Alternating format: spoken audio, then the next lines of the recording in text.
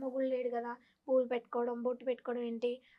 ఆ ఫీల్డ్‌లోకెళ్ళిపోయింది అవన్నీ పెట్టుకోవడానికి, చేయడానికి ఏమో ఎట్లా చేస్తుంది ఏమో, ఇలా మాట్లాడేవాళ్ళు. కానీ ఒక ఆర్టిస్ట్ అన్నప్పుడు భర్త లేని క్యారెక్టర్సే ఇవ్వరు గదా! యాహ్! ఎక్కువ ఎగ్జాక్ట్‌లీ. హోమ్లీ క్యారెక్టర్స్ అంటే కంపల్సరీ పెట్టుకోవాలి. ఆర్టిస్ట్‌గా.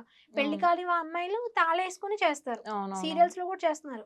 సో, తప్పేం లేదు. అండ్ ఇప్పుడు రీసెంట్‌గా సోషల్ మీడియాలో చాలా అవేర్‌నెస్ వచ్చింది చాలా మందికి. భర్త ఎగ్జాక్ట్‌లీ. చనిపోతే బొట్టు పెట్టుకోవద్దని, గాజులేసుకోవద్దని ఏం లేదు. అది తల్లితో వచ్చినయి కాబట్టి, హ్మ్. ఓన్లీ తాళి, పుస్తెలనేవి భర్తతో ఉంటాయి కాబట్టి, అవి తీసేస్తే జరుగుతుంది. చాలా పెద్ద పెద్ద వాళ్ళే సనాతన ధర్మం అని చెప్తున్నారు కాబట్టి, ఇప్పుడు ఓకే జనాలు. అప్పట్లో చాలా ఫేస్ చేశాను. ఒకానొక టైంలో మమ్మీ నువ్వు అటువైపు వద్దులే మమ్మీ ఫీల్డ్‌కెళ్ళకు. మాకు ఇట్లా క్వెషన్ చేస్తున్నారు మా ఫ్రెండ్స్ చెప్పుకోవడానికి ఇదవుతుందని, మా పెద్ద పాప అనడం. సరే అమ్మా అని చెప్పేసి ఆగిపోవడం. మళ్ళీ తర్వాత వాళ్ళకొక ఏజొచ్చి అండర్‌స్టాండ్ అయిన తర్వాత వాళ్ళకి మైండ్ సెట్ ఓకే. మమ్మీ ఇప్పటివరకు మా కోసం కష్టపడింది. తనకి ప్యాషన్ ఉంది. తనకి ఛాన్స్ వస్తుంది. మనం ఎందుకు వద్దనాలని. అప్పుడు మేము సపోర్ట్ చేస్తాం మమ్మీ. నువ్వు ఎళ్ళు. నువ్వు ట్రై చెయి. ఎక్కడి దాకైతే అక్కడి దాకే. ఇప్పుడు నేను డిగ్రీ అయిపోయింది. నేను ఎంబీఏ చేస్తూ జాబ్ చేసుకుంటున్నాను కదా! నా మెయింటెనెన్స్ నేను ఎలా తీసుకుంటున్నాను. ఇప్పుడు మా మా ఇప్పుడు తను కూడా సెకండ్ పాప కూడా హాస్టల్ చదువుతూనే తను కూడా పార్ట్ టైమ్ వర్క్ చేసుకుంది. హుహుహు. Hanamkonda Pingle women's college. వాళ్ళ మేడమ్స్ కూడా తనంటే చాలా ఇష్టం. అట్లా ఇవే కాల్స్ మాట్లాడడం అట్లాంటివి చేసేది. వేరే ఒక యాప్‌లో తను గూడా మామూలుగా కాల్స్ చేస్తూ, మాట్లాడుతూ వాళ్ళని జాయిన్ చేయించడం. తనకి హాస్టల్ ఫీజు వరకు తను చేసుకోవడం. నాకు హుహుహు. సపోర్టెడ్‌గున్నారు. నాకది చాలు. సో, వాళ్ళిద్దరం సపోర్ట్‌గున్నారు. నా అమౌంట్ వాళ్ళవి కొంచెం అడ్జస్ట్ అవుతున్నాయి గదా! ఓకే. నేనిక ఇక్కడి నుంచి ట్రై చేస్తా. ఇది దాటితే ఏజ్ మరి నాకొస్తదో రాదో తెలీదు. అని అనుకుని చందు అన్నయ్యకి ఇవన్నీ చెప్పడం. అన్నయ్య అవన్నీ విని నేను చెప్తున్నా నాన్న నీ హ్యాండ్ పట్టుకుంటున్నాను. నా సొంత చెల్లిలాగా. నిన్ను ఒక స్టేజ్ తీసుకెళ్ళే వరకు నేను చెయ్యయితే వదిలిపెట్టను. ఆ తర్వాత నువ్వు ఉంటావా? వెళ్తావా? నువ్వెలా ఉంటావనేది నీ ఇష్టం అది. కానీ నేనైతే మాటిస్తున్నా అని చెప్పేసి అన్నయ్య ఎప్పుడైతే చెప్పారో, ఆ మాటే నిలబెట్టారు అన్నయ్య. నేను ఎటువంటి ఫీల్డ్ అంటే ఇలా ఉంటది, అలా ఉంటది ఏవైతే భయాలున్నాయో అవేవి లేకుండా నన్ను ఈ షోలో యాక్సెప్ట్ చేయడము. సురేష్ సార్ గూడా నాకు చాలా సపోర్ట్ చేశారు. ఆయన కూడా చాలా ఇష్టమనమాట. అంటే నా జర్నీ వల్ల వాళ్ళకొక రెస్పెక్ట్ అనేది అది కొంచెం నాకిప్పుడు చాలా హ్యాపీ. అంటే మనం గట్టిగా అనుకుంటే, సంకల్పించుకుంటే దేవుడనేవాడు మనకి ఏదైతే కావాలో అది మనకు కావాల్సినట్టుగానే ఇస్తాడు. అది నేను గట్టిగా నమ్ముతా. సో, నేను లేట్ అయినా ఓపికెక్కువ. లేట్ అయినా సరే నేను ఆ టైంకి టెన్షన్ అయినా లేదు అవుతది. లేదు అవుతదని ఒక నమ్మకం అనేది ఉంటది నాకు. అట్లా చాలా సార్లు నాకు దేవుడు చాలా సార్లు నాకు హెల్ప్ చేశారమ్మా. నేను నా కష్టాన్ని నమ్ముకుంటాను. భగవంతుడిని నమ్ముతాను. మనం కష్టపడితే రాందంటూ ఉండదు. యాహ్! సో, నేను అనుకున్న పరంగా నేను ఎలా అయితే వెళ్ళాలి ఫీల్డ్‌కి అనుకున్నానో, ఆ పరంగా నేనిప్పుడొచ్చా. సో, నాకు హ్యాపీ. ఒకవేళ ఏజ్ ఉంటే అప్పుడు వేరే వచ్చాయేమో కానీ అది నాకు మ్యాటర్ కాదు గదా! బ్యాక్‌గ్రౌండ్ చాలా వచ్చాయి మాటలప్పుడు. సో, ఇది మంచి గుర్తింపొచ్చింది. రీసెంట్‌గా ఎమోషనల్ జర్నీ సార్ చూపిచ్చడం, అసలంత హైప్ అవుతామని గూడా అనుకోలేదు. ఎక్స్‌పెక్ట్ చేయలేదు. చాలా 5,000,000 వ్యూస్ పోయాయి. బయటికి వెళ్తే గూడా గుర్తుపడుతున్నారు. మీవి రీల్స్ చూసాం మేడం, మీ వీడియోస్ చూసాం, షో గూడా చూస్తున్నాము. చాలా బావుంది. పిల్లలు బావున్నారా? అని అడగడము. ఆ రెస్పెక్ట్ అనేది వచ్చింది గదా! చాలా అంటే చాలా హ్యాపీగా అనిపిచ్చింది. యాహ్! అసలు ఎంత హ్యాపీ ఉన్నానంటే ఇప్పుడు చాలా చెప్పలేనిగ మాటల్లో. అంత బాగా అనిపిచ్చింది అన్ని నాకు. స్ట్రగుల్స్ ఫేస్ చేసి ఇప్పుడు హ్మ్. అసలు ఇప్పుడు 15 ఇయర్స్ నాన్న ఇప్పుడు. ఓకే. ఆగస్టొస్తే 15 ఎళ్ళి 16 పడతాయి. ఆహాహా! ఆగస్ట్ ఫస్ట్ వస్తాయి. ఆయన చనిపోయి. ఓకే. హ్మ్. సో అండ్ ఇదొకటి. ఇంకొకటేంటంటే మా అత్తయ్య వాళ్ళ సైడ్ మా మామయ్య చనిపోయి ఇప్పుడు థర్డ్ ఇయర్ తను గూడా. ఓకే. ఆహ్, మా వాళ్ళు మామయ్య అవును. ఇప్పటి వరకి మమ్మీ వాళ్ళ సైడ్ చెప్తూ ఉన్నారు. అసలు అత్తయ్య వాళ్ళ సైడు ఇంకిప్పటికి చెప్పలేదసలు. అదెలా ఉంటది? అంటే వాళ్ళు ఓకేనా? బా చూసుకుంటారా? అత్తయ్య వాళ్ళ సెప్ అత్తయ్య వాళ్ళ సైడ్ చెప్పడానికి ఏమి లేదు. హుహుహు. ఇంత జర్నీలో నేను వాళ్ళ పేరు తీయలేదు అంటేనే అర్థం చేసుకో అర్థమవుతది. యాహ్! యాహ్! నాకు ఎప్పుడైతే నేను అమ్మ వాళ్ళ దగ్గరికొచ్చానో మళ్ళీ అక్కడికి వెళ్ళలేదు. అక్కడికి ఇంగ అంటే కొన్ని సిట్యుయేషన్స్ జరిగాయి. జరిగాయి. ఓకే. సో, నేను ఇగ ఉండదలుచుకోలేదనమాట అక్కడ. హుహుహు. అక్కడుంటే ఎలా ఉంటది? ఏంటి? పిల్లలెలా ఉంటారు? ఎలా పెరుగుతారు? ఏంటనేది నాకు ఆ టైంలో నేనేదైతే నేను చనిపోయి ఇలా ఉన్నానని చెప్పాను. చనిపోయే స్టేజ్‌కెళ్ళాను. అమ్మ కాపాడింది చెప్పానుగా. అవునవునవును. ఆ టైంలో నాకు క్లియర్‌గా కనిపిచ్చింది. ఇది ఇలా ఉంటే మాత్రం ఇలా అంటే నేనక్కడున్నాను. ఆ జర్నీ చూసాను గాబట్టి, నేను ఫేస్ చేశాను గాబట్టి, ఆ మనుషుల మధ్య పెరిగితే ఇప్పుడు ఆ పిల్లలు ఇలా ఉండేవాళ్ళు కాదు. నేనిలా ఉండేదాన్ని కాదు. వాళ్ళనుకోవచ్చు, తన ఫ్రీడమ్ కోసం తనెళ్ళిపోయింది. ఈడ కష్టపడాల్సొస్తదని, అత్తని జూసుకోవాల్సొస్తది, అత్తమామని జూసుకోవాలి, చేసి పెట్టాల్సొస్తదని ఎళ్ళిపోయింది. ఇలా అని జెప్పేసి అనొచ్చు. కానీ ఇప్పటి వరకు గూడా సింగిల్ రూపీ గూడా నేను వాళ్ళ దగ్గర తీసుకోలే. సూపర్. కట్టుబట్టలతో చనిపోయే స్టేజ్‌లో చచ్చిపోతే చచ్చిపోని అని అన్నారు. హుహుహు. ఆ స్టేజ్‌లో నేను మా అమ్మ దగ్గరకొచ్చి అలా చూసి సెంటర్‌లో రైల్వే స్టేషన్ సెంటర్‌లో అలా పడిపోతే అలా ఎత్తుకొనెళ్ళి మా తమ్ముడు హాస్పిటల్‌లో అడ్మిట్ చేశాడు నన్ను ఆ టైంలో.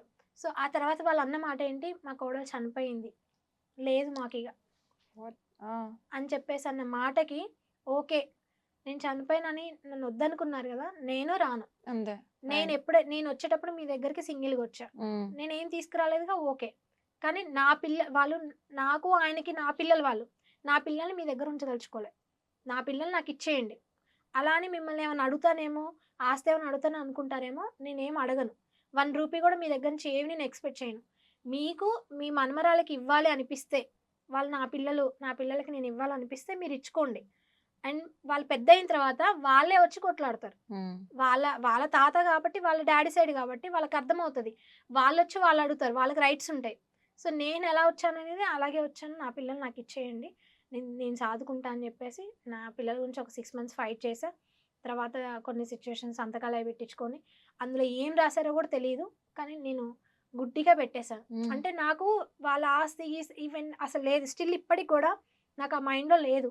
ఏందంటే నేను కన్నాను గాబట్టి కొన్ని మాటలు పడ్డాను గాబట్టి, ఆ మాటలు నా మైండ్‌లో బాగా ఉండిపోయినాయి గాబట్టి, నా పిల్లల్ని నేను చేతనైతే పాచి పని చేసైనైనా బ్రతికించుకుంటా. ఒకళ్ళు పెంచలేకపోతే నా పిల్లల్ని నేను చంపేసి నేను చచ్చిపోతా. మేము నలుగురం చనిపోతాం. ఇది డిసైడ్ చేసుకున్నాను మా ఆ టైంలో. సో, అప్పటినుంచి మళ్ళీ వాళ్ళ ఇంట్లో నేను అడుగు పెట్టలేదు. ఆల్మోస్ట్ 14 ఇయర్స్ 13 ఇయర్స్ తర్వాత మా మామయ్య హెల్త్ బాలేదని బాగా ఇబ్బందవుతుందంటే, మధ్యలో ఒక 2 టైమ్స్ ఆయన హెల్త్ బాలేదంటే వెళ్ళాను, చూసొచ్చాము. అప్పుడు గూడా రెస్పాండ్ అనేది కొంచెం అలాగే అనిపిచ్చింది. మిగతా పాలోళ్ళందరూ ఓకే. హుహుహు. ఇగ ఆయన అసలోళ్ళే కరెక్ట్‌గుంటే వాళ్ళు గూడా కరెక్ట్‌గుంటారు. దీని ద్వారా ఎవరన్నా ఇబ్బంది పడ్డా నేనేమి అనుకోను. ఎందుకంటే నేను ట్రూవే చెప్తున్నాను. అది యాహ్! చాలా మందికి ఎందుకంటే కూడా ఫేస్ తెలుసు. చేశారు గాబట్టి ఆ! మీరు. ట్రూ ట్రూనే చెప్తున్నాను గాబట్టి, నేనెవరిని కించపరచడానికైతే కాదు. మీరడిగారు గాబట్టి చెప్తున్నాను. సో, ఆ 2 టైమ్స్ వెళ్ళినప్పుడు గూడా రెస్పాండ్ ఎలా ఉందో చూసాను గాబట్టి, సో, వీళ్ళిలాగే ఉన్నారింకా. ఈళ్ళింకా చేంజ్ అవ్వలేదు. ఓకే. వాళ్ళకి నా అవసరం ఉన్నప్పుడు నేనెళ్తా. హ్మ్. నా అవసరం ఉన్నప్పుడే నేను వెళ్తా. అప్పటి వరకు నా పని నాది. నాది నాది. అంటే నేనెలా బతుకుతున్నాననేది వాళ్ళడగలేదు. పిల్లలేం చదువుతున్నారని అడగలేదు. ఎలా చదివిస్తున్నావు? ఏం సాదుతున్నావు? ఏం పని వాళ్ళేది అడగనప్పుడు నన్ను క్వెషన్ చేసే రైట్స్ గూడా వాళ్ళకి లేవు. అవును. ఎగ్జాక్ట్‌లీ. కదా! యాహ్! సో, అట్లా ఉంటూ ఇగ లాస్ట్ మళ్ళీ ఆయనకి బాలేదు. సీరియస్ సిట్యుయేషన్ ఉందని జెప్పేసి బాలేదంటే వెళ్ళడము, ఆయన్ని చూడ్డము. ఆ టైంలో ఆయనకి నోటి మాట పడిపోవడము. ఏదో హుహుహు. మాట్లాడాలని ట్రై చేయడం. ఆ టైంలో గూడా నన్ను దూరం పెట్టేసి, ఆయన నన్ను చూసే ఇబ్బంది పడుతున్నాడు, ఇదైపోతున్నాడు, నిన్ను చూసే ఆయన ఇదైపోయి బీపీ పెరిగిపోతుంది, షుగర్ పెరిగిపోతుంది అని చెప్పేసి ఓహ్! దగ్గర రానీయకపోవడం. నా పెద్ద కూతురు ముందే జరిగింది ఇదంతా. హుహుహు. తను చూసింది. "అవసరమా మమ్మీ వీళ్ళ దగ్గర నువ్వు కాళ్ళు పట్టి ఎందుకు బతిలాడుతున్నావు? అవసరం లేదు. వాళ్ళొద్దనుకున్నప్పుడు నువ్వెందుకు ఎళ్ళిపోదాం పదా" అని చెప్పేసి తీసుకొచ్చేయడం. మేమొచ్చేసిన ఒక 2, 3 డేస్ మళ్ళీ కాల్ జేసి పిల్లల్ని చూడాలంటున్నానంటే మళ్ళీ వెళ్ళి పిల్లల్ని చూసిన ఆ రోజే నెక్స్ట్ డేనేమో ఆ రోజు చనిపోయారు మా మామయ్య లాస్ట్ మూమెంట్‌లో. హుహుహు. తర్వాత కార్యక్రమాలన్నీ చూసుకున్నాం. ఆ టైం మా పెద్ద పాపే మా మామయ్యకి తలకొరివి పెట్టింది. ఎందుకంటే ఈయనొక్కడే. ఓకే. ఓకే. మా ఆయనొక్కడనమాట. హుహుహు. ఒక చెల్లి. మరిదుండేవాడు. ఆయన చిన్నప్పుడే చనిపోయారు. హుహు. సో, మా ఆయన, వాళ్ళ చెల్లి ఇద్దరే ఉన్నారు. సో, ఆయన లేనందుకు వేరే వాళ్ళు చెయ్యాలి, అట్లా పట్టాలి అని అనుకున్నారు గానీ, మా మరుదులు వాళ్ళుండి పాలోళ్ళు వాళ్ళందరూ ఉండి, అది కరెక్ట్ గాదు. ఆడపిల్లైనా పర్లేదు మనవరాలే గదా! వంశం అంటే వంశమే అయితదని జెప్పేసి, మా పెద్ద పాపతోటే తలకొరివి పెట్టిచ్చారు. కార్యక్రమాలన్నీ చేయించారు. ఆ టైంలో గూడా నా జర్నీ అప్పటి వరకు ఏం జరిగింది లోపల అనేది చాలా మందికి తెలీదు.